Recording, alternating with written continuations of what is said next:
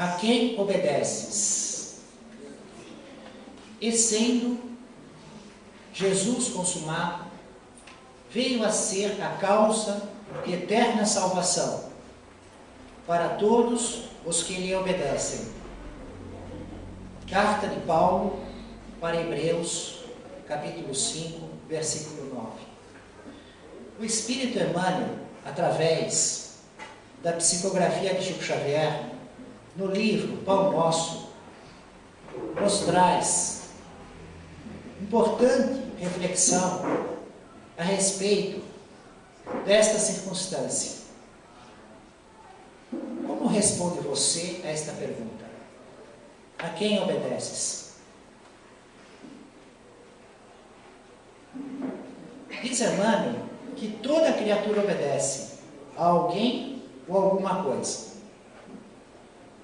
Quando eu coloquei a questão, algumas pessoas e alguns espíritos responderam assim: eu não obedeço ninguém. Sou livre, completamente livre. Meus pais já desencarnaram, financeiramente sou independente, minha mulher já fugiu, não tenho filhos, eu não obedeço ninguém. No entanto, Emmanuel nos diz que toda criatura obedece e que a própria rebeldia está submetida às forças corretoras da vida. Vejam que pensamento profundo. Ele agora coloca uma rebeldia. Então ele está falando de alguém que obedece e que não obedece. Quem não obedece é um rebelde. De quem ele está falando? Obedece quem? A lei de Deus, que nos é trazida por Jesus. Então, aquele que não obedece à lei de Deus, e pode, Deus deixa? Deixa. Ele ensina, a lei está na nossa consciência, a conhecemos de modo teórico, e vamos, com o nosso livre-arbítrio, ganhar experiência, obedecendo ou não esta lei. Até que vamos ter o conhecimento teórico, em virtude da lei estar escrita na nossa consciência, e também vamos ter o conhecimento experimental. E aí estará consolidado o conhecimento no nosso ser. Então, se Deus permite a desobediência, a rebeldia, Ele também obriga a criatura a sofrer as consequências, viver os efeitos desta causa, do exercício dessa vontade livre em desobedecê-lo. E essa dor, esta correção, chega de uma maneira constrangedora, de tal maneira que eu não preciso explicar mais nada a respeito disso, porque nós conhecemos as doenças e dores que não podemos nos livrar, as dificuldades financeiras que são insolúveis, os problemas de relacionamento que não têm solução. Uma força acima de qualquer pessoa que percebemos que existe, mantém um processo doloroso, nos ensinando, nos obrigando a viver em limites. Logo, estamos obedecendo mesmo não querendo. É o que Emmanuel diz a respeito da rebeldia. E ainda ele vai mais longe. Não é momentos que nós obedecemos e outros momentos não temos ordens. Emmanuel diz que o homem obedece a toda hora. Então não existe instante, não existe meio termo. A toda hora, ou você está obedecendo ou não o que Deus manda. Vejam como é grave. A toda hora. Ou o homem obedece à virtude construtiva, ou ele obedece aos impulsos baixos. Ele tem na sua natureza, ou pode ter, impulsos baixos. vícios, ignorâncias, imperfeições e sentimentos, pode receber influência dos espíritos também. E pode ter virtudes no seu interior, nas suas tendências. Como também pode receber influência dos espíritos dentro deste contexto. Então, a cada instante, a todo momento, do berço ao túmulo, durante as vidas, entre as vidas, nós estamos obedecendo ou não. E estamos estudando a quem obedeces. Então, na realidade, esse tema proposto por Emmanuel, nesse estudo, em que ele está se aprofundando na carta de Paulo para Hebreus, é referente a uma realidade contínua da nossa vida, e que nós nem nos damos conta. Nós vamos vivendo, acordando para cá, para lá, né? De vez em quando algo fazemos um exame de consciência, com certas ações, com certas palavras, com certos momentos, e dizemos, agora eu estou obedecendo a Deus, agora eu cometi um pecado, um erro grave. Mas na realidade, é full time, o tempo inteiro estamos inseridos nesse contexto. Quase sempre transforma a obediência que o salva em escravidão que o condena. O Senhor estabeleceu as gradações do caminho, instituiu a lei do próprio esforço, na aquisição dos supremos valores da vida, e determinou que um homem lhe aceitasse os desígnios para ser verdadeiramente livre, mas a criatura preferiu atender à sua condição de inferioridade e organizou o cativeiro. Ele coloca, então, de um modo mais amplo, mais notável, a questão de liberdade e escravidão, e condiciona esta liberdade e esta escravidão à obediência ou não da lei do Senhor. Na época de Jesus, o povo judeu, que era uma minoria em relação à compreensão espiritual, e uma minoria avançada para a época, porque eles eram o único povo que compreendiam Deus único, enquanto os outros povos, a cultura greco-romana, idolatravam deuses criados pela imaginação humana, representavam esses deuses com pedras, metais, madeiras, esculpiam com formas humanas, às vezes misturando com animais. O povo judeu já compreendia o Deus invisível, que não há nada no céu, na terra ou no mar que fosse suficiente para representá-lo. Mas muito mais do que isso, enquanto os povos, os gentios e pagãos, os deuses do relacionamento com esses povos, eram deuses serviçais. Eles praticavam uma espécie de um comércio de oferta, de sacrifícios, às vezes humanos, animais, em busca de ganhar recompensas, de ver os seus caprichos atendidos, as suas satisfações, os seus prazeres, os seus projetos, um negócio com força reconhecidamente superior, os deuses. Já o povo judeu era diferente. Eles consideravam a relação entre a criatura e o Criador como a essência da vida. E isso é uma diferença muito grande. Por exemplo, enquanto os reis pagãos, os reis dos gentios, eles eram absolutos no seu reino. Eles podiam fazer o que quisessem, 100% livres para atuarem. O rei do povo judeu não. Ele tinha um limite. Ele tinha que atender à lei, a Torá, a lei escrita, os mais de 600 mandamentos, assim como atender a tradição oral. Então, ele ficava sujeito, em primeiro lugar, ele era cobrado do povo, em que a sua atuação não fosse uma desobediência à lei dada pela palavra de Deus a Moisés. Ele não podia fazer tudo o que ele quisesse, do jeito que ele não era absoluto. Ele era cobrado.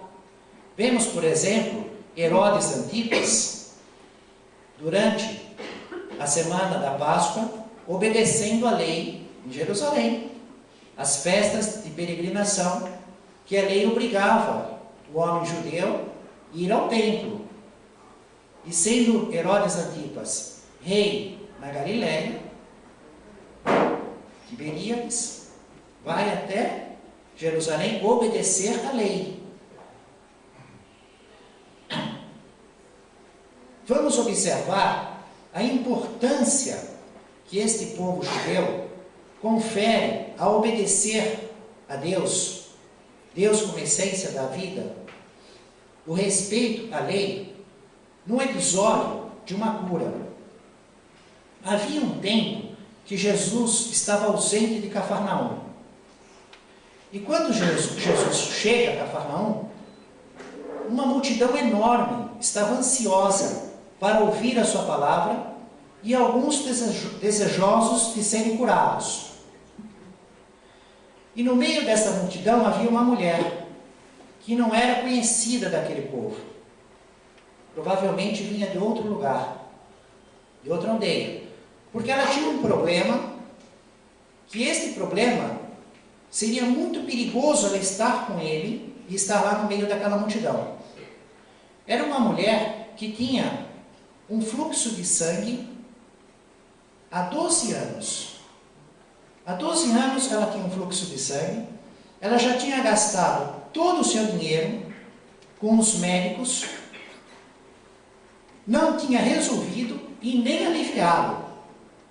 E este problema de gastar todo o dinheiro com os médicos, não encontrar solução nem alívio, como no caso dessa mulher, não é só da época de Jesus. Também na nossa época, tem pessoas que gastam todo o seu dinheiro, 12 anos com os médicos, não encontram alívio nem solução. Mas ela estava lá e pensando assim, ninguém pode saber que eu tenho esse problema. Porque a lei deles, uma mulher assim era impura. E se ela tocasse em qualquer homem, ele ficava impuro. Da onde ela vinha, os seus objetos, as suas roupas, a sua casa, era tudo impuro. Se ela tocasse num homem naquela multidão, este homem se tornando impuro, por ser tocado por uma mulher impura, porque tem o fluxo de sangue, e isso é impureza na lei, esse homem tinha que cumprir ritual de purificação, que não é simples. É um serviço cheio de coisas para fazer, maior do que a nossa burocracia atual. Mais complexo que a nossa burocracia, e com custo. Para ele se purificar. Então ele estava no meio da multidão com a seguinte ideia: eu vou ficar aqui, ninguém sabe, só eu.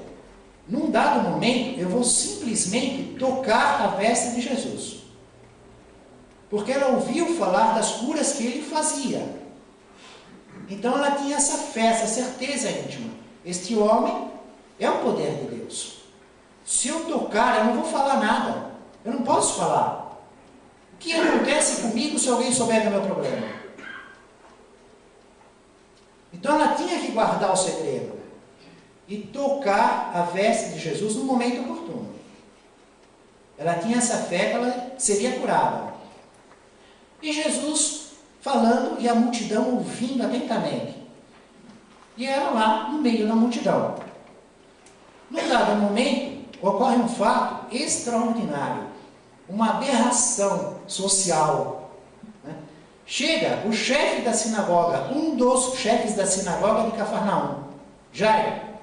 Vejam só aqui, um dos chefes da sinagoga, que tem caixa, né, dinheiro, tem influência, conhecimentos na classe sacerdotal, ele vai buscar Jesus.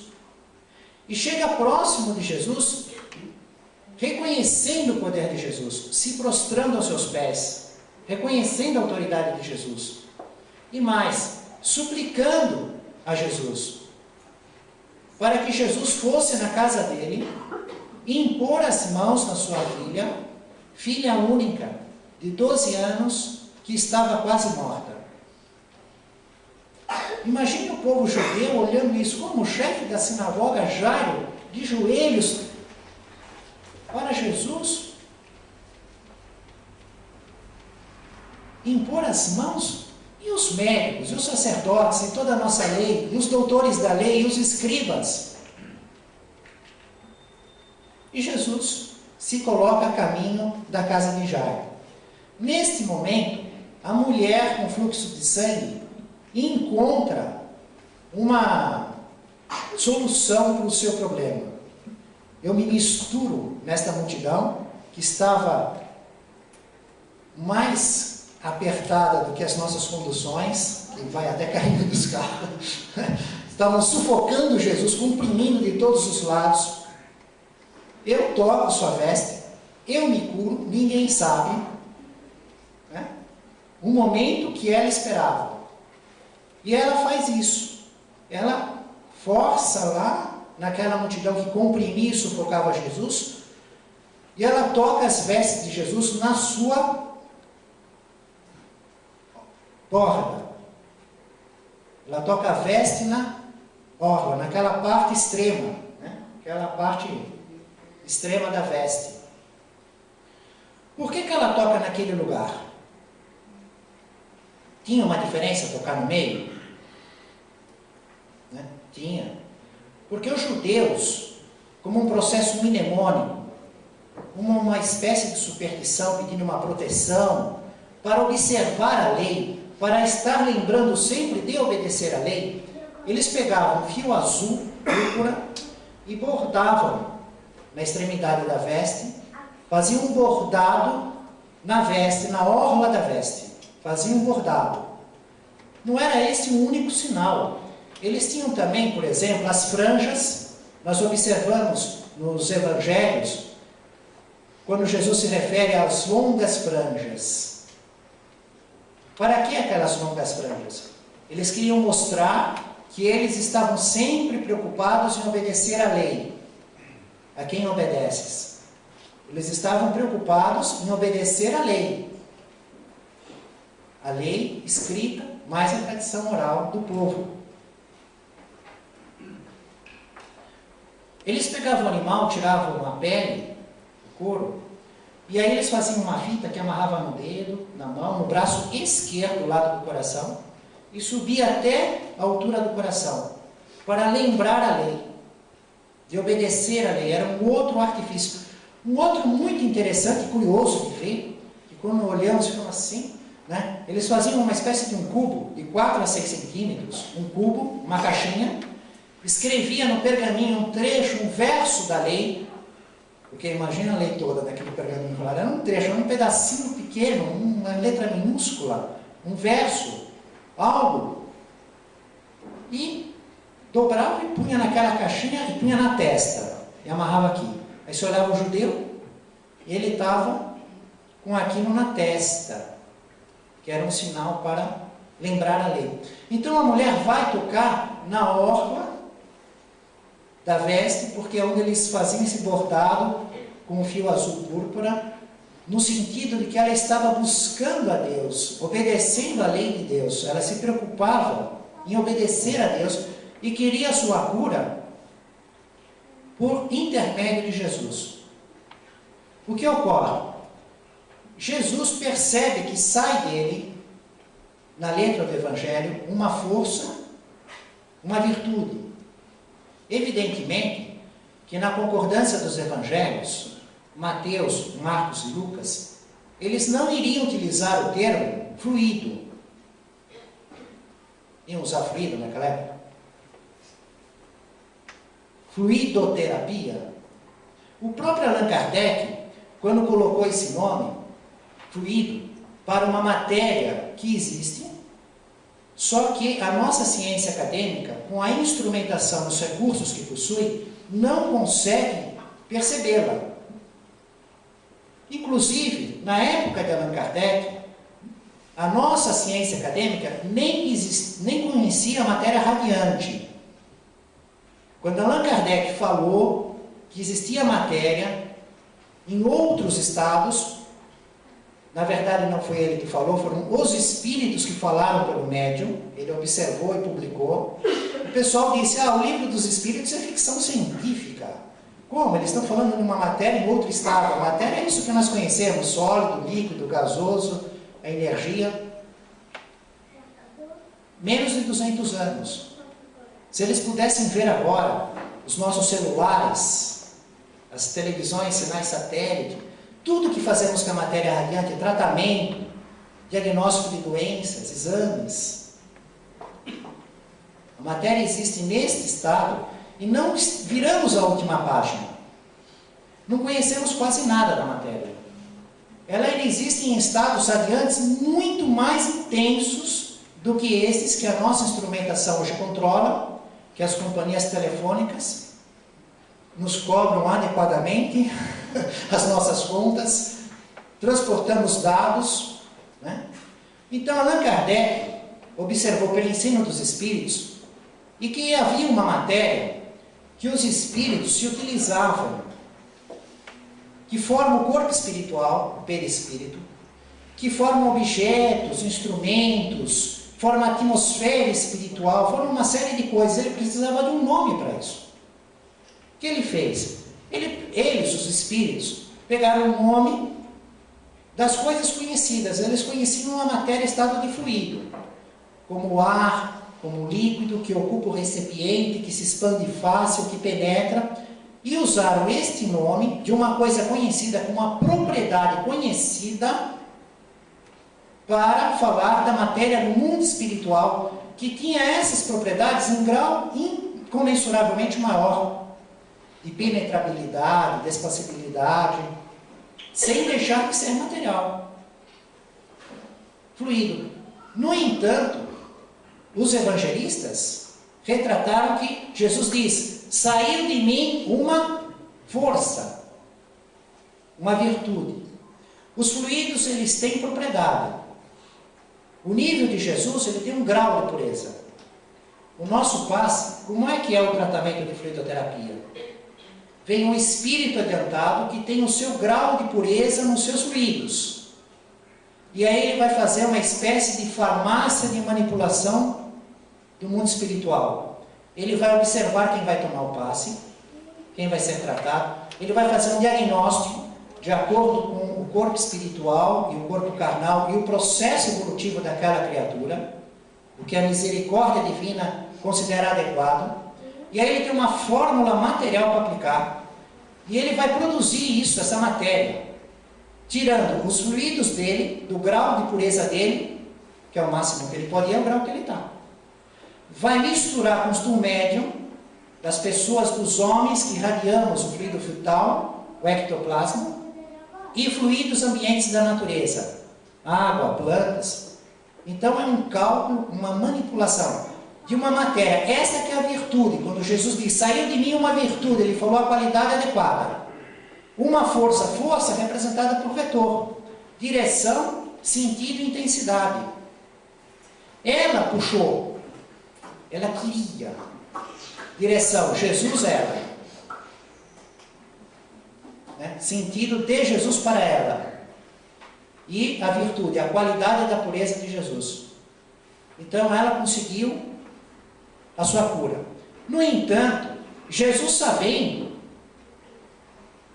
conhecendo o seu interior, né, sabendo que era quem foi, porque ele sabia tudo, conhece todos os detalhes de todo mundo que está pensando, chegando próximo, se afastando. Ele pergunta, mas quem me tocou? E Pedro até disse, mas mestre, como pode perguntar quem te tocou? Você não vê que é a multidão que comprime? Porque Jesus queria que ela testemunhasse. Ele queria mostrar para os judeus que uma mulher impura do fluxo sanguíneo tocou um homem judeu, que já era uma aberração uma mulher ir tocar um homem, ainda mais impura, né? No entanto, ele não ficou impuro e ela ficou curada. Ele queria mostrar isso. E para eles pensarem, né, em toda a lei deles, a parte da lei que diz isso. Como é que fica a parte da lei que diz isso? Que o homem fique impuro quando a mulher com fluxo de sangue o toca. Vejam que desafio ao bom senso ele estava colocando. Então ela percebe, não vou passar despercebida. E também não vou poder ficar quieta, porque ele sabe, se saiu a cura dele para mim, ele sabe que fui eu. Ele sabe, eu vou ter que testemunhar. Ela se prostra, como fez Jairo, nos pés de Jesus, e conta o seu problema. Porque ela estava lá, a sua circunstância de impureza, porque ela buscou Jesus.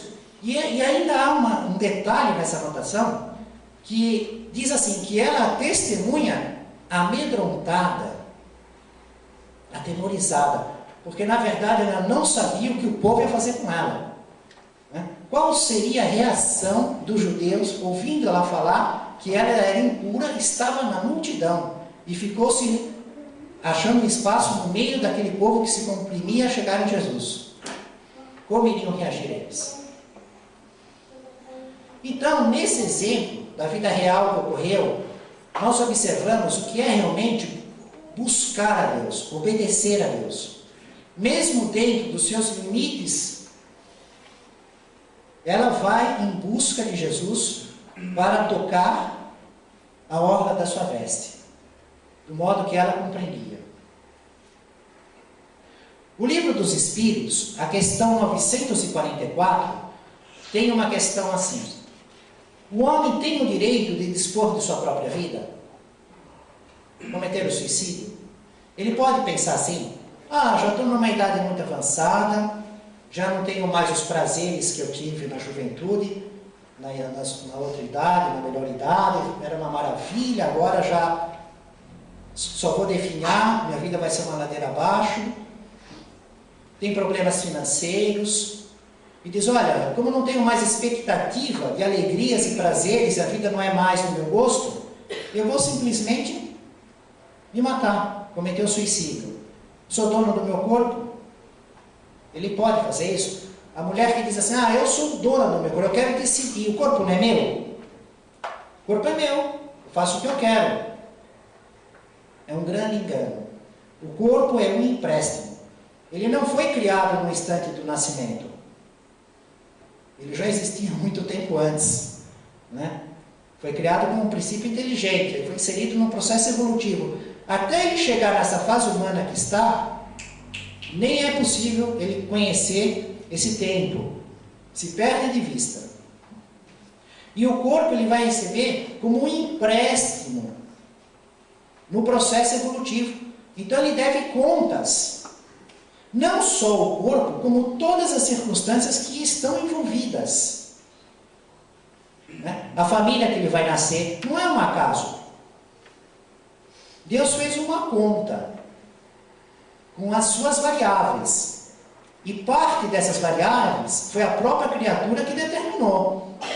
É a própria criatura que determina uma parte das variáveis. Outra parte das variáveis é que ela te obriga a chegar à perfeição. Esse destino é inflexível. Deus trabalha continuamente no aperfeiçoamento dos seus filhos e garante a todos nós a felicidade suprema. E nós estamos nesse processo. Ele coloca a lei na nossa consciência, mas a consolidação da aprendizado no campo experimental. E podemos ou não obedecer à lei. Então aqueles que pensam: eu sou dono do meu corpo e posso fazer dele o que eu quiser. Fumar vários maços de cigarro, beber todas, não preservar o corpo com dignidade. Nós vamos responder pelo excesso e pela escassez, por todo o uso deste empréstimo. O livro Céu e Inferno no seu capítulo 11, o item 15, nos traz uma comunicação de um espírito muito interessante, que Allan Kardec destaca. Esse livro é importante porque falamos agora do caso do suicídio e também daqueles abusos que certas criaturas cometem com os vícios no seu veículo carnal. Quando chega o momento da morte, a separação do corpo espiritual do corpo carnal, quais são as consequências de quem desobedeceu à lei de Deus? Choro e ranger de dentes, né? Então nós observamos a lei moral, a causa e o efeito, as consequências de obedecer e desobedecer à lei de Deus é no instante da morte. Às vezes, até mesmo durante a vida, acaba aparecendo, mas invariavelmente, na morte, no instante em que ocorre a morte, a separação do corpo carnal do corpo espiritual, sem exceção alguma, ela fica muito evidente. Porque não se observa criaturas, homens, que estão obedecendo à lei de Deus e passam a ter sofrimento. Todos eles vão estar amparados e vão ter uma alegria relativa. Como o inverso, se observa que todos aqueles que estão desobedecendo à lei de Deus vão estar em sofrimento, no choro e ranger de dentes. E nós, como espíritas cristãos, estamos inseridos nesse dinamismo, porque um dos nossos trabalhos é estar entre os bons espíritos e esses irmãos infelizes, que se encontram em sofrimento, para auxiliá-los, aliviá-los, levar o consolo e a esperança. Então Deus permite a criatura desobedecer à lei, comete suicídio, porém está sempre trabalhando para o corretivo, o alívio, o progresso da criatura. E esse espírito que Allan Kardec nos traz, ele nos mostra essa condição de relacionamento com os espíritos, esta comunicação que realizamos ostensiva em reuniões mediúnicas, com o objetivo de caridade, com respeito, afeição, piedade. Ele traz 3 itens muito interessantes. O primeiro, ao executá-lo, ou seja, ao realizar esse serviço, essa comunicação com esses espíritos, serei movidos de compaixão por ele e de temor por vós mesmos. Isso não se aplica só aos suicidas, é a todos os sofredores. E cada sofredor sofre por uma causa. Tem a sua causa, né?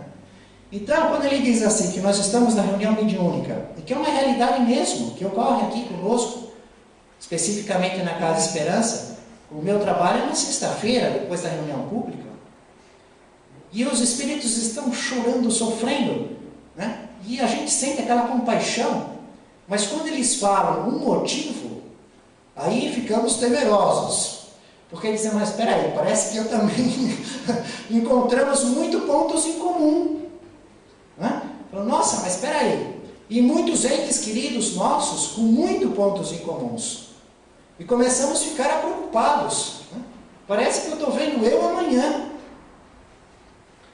Então, dá uma compaixão e também dá um temor. O que deve estar acontecendo com os senhores aqui presentes, né? Todos nós. Vamos falar, quer dizer que não tem jeito, mas isso não é maldade, não é castigo, né? Isso é um processo corretivo. E é verdade que notamos que aqueles espíritos que reconhecem o erro, estão arrependidos sinceramente e fazendo esforços em corrigir a causa, em reparar os danos, eles já são assistidos, auxiliados, aliviados tremendamente. O que nos proporciona agora um enorme consolo. Vai doer, mas nem tanto, porque nós estamos com essa vontade de daqui para frente acertar. Mas ele faz outro comentário. Vereis Deus não o perdendo de vista, esperando o pecador arrependido, abrindo os braços, tão logo ele comece a avançar em sua direção. É evidente que ele está aqui falando num modo poético. Nós não vemos Deus de braços assim, não, né? O que observamos são os bons espíritos. Esses sim, estão realmente. A presença física deles. Então ele usa a imagem do filho pródigo, que temos uma palestra divulgada no Facebook, na página Espiritismo Cristão, que ele estava comendo, que nem os porcos comiam, junto com os porcos. Ele só começa o caminho de volta e o pai dele já manda fazer uma festa, né? Ele não fez todo o caminho, ele só começa o caminho de volta, está ainda em caminho e já vai ser recebido com uma enorme festa. Deus não perde ninguém de vista. Pode desobedecer quanto Deus te permitir desobedecer. Ele só permite desobedecer aquilo que é possível consertar. E percebemos que ele permite desobedecer muito, porque é só olhar a história do planeta Terra. Nós vamos ver permissão de desobedecimento aí a fartura, né? Erro que não tem conserto, ele não permite. Porque estamos todos destinados a consertar os próprios erros. Durante muitas vidas, em muitos mundos. E por fim, ele diz: verei os progressos do culpado, para os quais tereis a felicidade e a glória de haver contribuído. Acompanhareis com solicitude a sua reforma, como o cirurgião acompanha a cicatrização da ferida do que cuida diariamente. É realmente uma alegria observar quando um irmão que está em sofrimento, que está em desespero, que está naquele choro e ranger de dentes da linguagem evangélica, encontra um consolo, às vezes vê um ente querido na vida espiritual, observa a causa daquilo, porque os espíritos mostram imagens, levam a ver o passado. Cada caso tem a sua circunstância. E eles começam então a mudar o jeito de pensar, de sentir, chegam gritando que não estão vendo nada, e começam a ver algo, recuperar certas doenças, começam a ser aliviadas. É realmente muito gratificante, muito feliz. Essa comunicação foi realizada em Bordeaux, no ano de 1861, e Allan Kardec reproduz no livro Céu e Inferno. O ponto central é a caridade, a comunicação com os espíritos, esse modo ostensivo de se comunicar com os espíritos com o objetivo da caridade. Vocês podem observar que lá na parede está escrito: fora da caridade não há salvação. Aqui na Casa Esperança, lá, aquela parede, né? Vocês entram, está lá de frente para a porta. Fora da caridade não há salvação. Por que aquilo está lá assim? A caridade é a essência do Espiritismo. É o ponto principal. Eu estava um dia estudando Allan Kardec na praia, né? E numa das publicações dele, Allan Kardec diz assim: a caridade é tão importante, mas é tão importante, é tão fundamental no Espiritismo, que os espíritas deveriam escrever nas paredes e lerem aquilo, para jamais esquecerem.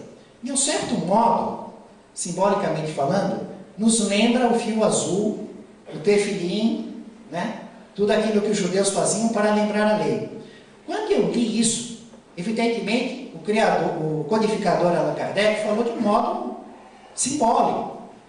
Ele não mandou ninguém escrever na parede mesmo, era uma simbologia para mostrar a importância. Mas eu pensei, eu vou fazer isso na letra. Saí da praia, peguei meu carro, fui lá no Vicente de Carvalho, arrumei um letreiro, encomendei aquela placa. Eu quero ler isto na parede, porque toda vez que eu ler, eu sei que para a maioria das pessoas vai ser simplesmente a frase que é fundamental, a moral do Cristo. É a base moral do ensino de Jesus, a caridade.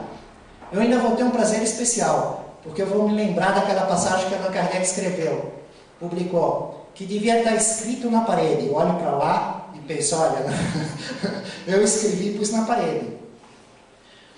Allan Kardec que cria o termo espírita. Não existia essa palavra. Existia espiritualista. Ele cria esse termo publicando o Livro dos Espíritos. O item 1 na introdução é isso, ó. Palavras novas para as coisas novas. Temos coisas novas. Precisamos de palavras novas. Que coisas novas? Ele observa o mundo dos espíritos pela manifestação de mais de 1000 médiuns espalhados pelo mundo e verifica uma realidade que tem uma igualdade com o que as religiões e suas interpretações ensinam, mas também tinham coisas diferentes, circunstâncias a serem corrigidas e muito mais explicações. Então, como estava no paralelo, no mesmo sentido das coisas, da espiritualidade, o espiritualismo, né? Então o que ele faz? Ele usa essa raiz da palavra, mas cria uma nova, espírita, espiritismo. O correto seria só usar essa palavra dentro do contexto do Livro dos Espíritos e da codificação espírita de Allan Kardec. Jesus é o modelo e guia da humanidade. A moral do espiritismo, dos espíritos superiores, é a moral do Cristo. E caridade é o ponto central. Caridade como Jesus a entende, que os espíritos nos explicaram, em 3 níveis de dificuldade. Primeiro, fácil, fazer o bem a todos. Isso é mais ou menos fácil, a gente é educado na rua, né, dá licença, respeita no trânsito, deixa a velhinha atravessar, para o carro. Nem sempre, mas normalmente é. Depois, uma caridade com um pouco de dificuldade. Fazer o bem a quem está fazendo mal. Já é mais difícil. Sem ser conivente com o mal. Não é aprovar o mal, mas é fazer o bem àquela criatura. Conseguir instruí-la de que ela está agindo contra os seus próprios interesses, que ela vai sofrer as consequências do que está fazendo, e se continuar, vai agravar. E depois, um terceiro nível, que é muito mais difícil, fazer o bem a quem te faz o mal. É bem mais difícil. Aí você é atingido, é o seu patrimônio, o seu corpo, o seu ente querido. E você tem que retribuir com o bem. É o perdão das ofensas. Esta é a caridade que Jesus ensina. No entanto, os espíritas, já na época de Kardec, não compreendiam aquele conteúdo inteiro que veio no Livro dos Espíritos, do modo que lá estava. Então, já no segundo livro, o Livro dos Médiuns, no capítulo 3, Método, Kardec já faz uma classificação dos espíritos, dos espíritas. Né?